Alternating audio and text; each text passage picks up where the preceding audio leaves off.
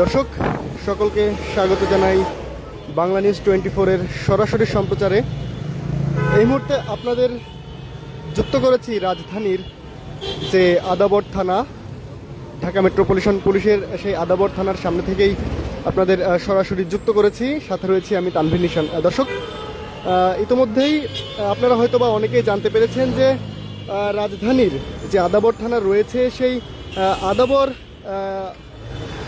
এলাকায় ছিনতাইকারীদের একটি আস্তানায় অভিযান চলাকালে পুলিশের ওপর হামলার ঘটনা ঘটেছে। দর্শক, আপনাদেরকে আবারও আমি বলছি ইনফরমেশনটি যে রাজধানীর আদাবর এলাকায় ছিনতাইকারীদের একটি আস্তানায় অভিযান চলাকালে পুলিশের ওপর হামলার ঘটনা ঘটেছে। এই ঘটনায় আদাবর থানার যে ভারপ্রাপ্ত কর্মকর্তা অর্থাৎ যিনি ওসি রয়েছেন মোহাম্মদ জাহিদুল ইসলাম এবং এক উপপরিদর্শক অর্থাৎ এসআই আহত হয়েছেন এবং গুরুতর জখম হয়েছেন আমরা যতটুকু জানতে পেরেছি।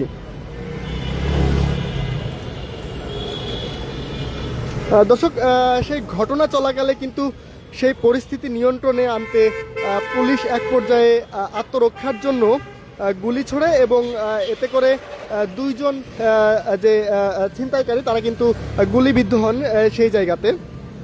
দর্শক, আপনাদেরকে আরও কিছু ইনফরমেশন জানিয়ে রাখি। আজ বিকেলে আদাবরে বুড়িগঙ্গা পেট্রোল পাম্প সংলগ্ন বেড়িবাঁধ এলাকায় এ ঘটনা ঘটে। পরে অভিযান থেকে মূলত 4 জনকে আটক করা হয় আমরা যতটুকু জানতে পেরেছি।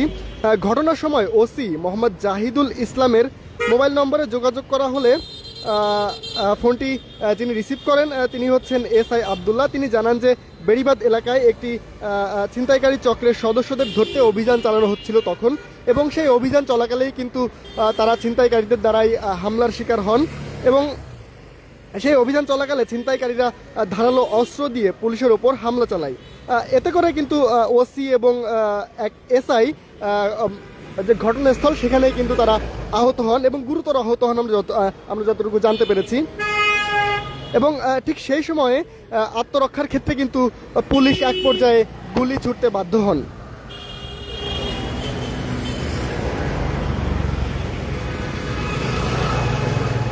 দর্শক, আপনাদেরকে আরও একটু জানিয়ে রাখি, মোহাম্মদপুর জোনের অতিরিক্ত উপ police commissioner ADC Mohammad Jewel Rana আমাদেরকে জানিয়েছেন যে আত্মরক্ষার্থে গুলি ছোড়ার ঘটনায় 2 ছিনতাইকারী কিন্তু ঘটনাস্থলে গুলিবিদ্ধ হয়েছে এবং তেজগাঁও বিভাগের উপ কমিশনার ডিসি ইবনে মিজান জানিয়েছেন যে অভিযান চলাকালে ছিনতাইকারীরা পুলিশের ওপর হামলা চালালে পরিস্থিতি নিয়ন্ত্রণে গুলি চালানো হয়। এছাড়া আটক করা হয়েছে রুবেল আমির সহ মোট 4 জনকে এবং তাদের মধ্যে আরও যে 2 জন রয়েছে তারা হচ্ছেন কাশেম এবং জয়। তবে পুলিশ সূত্রে আমরা আরও জানতে পেরেছি যে এই যে অভিযান কার্যক্রম কিন্তু এখনো চলমান রয়েছে আমরা যতটুকু জানতে পেরেছি।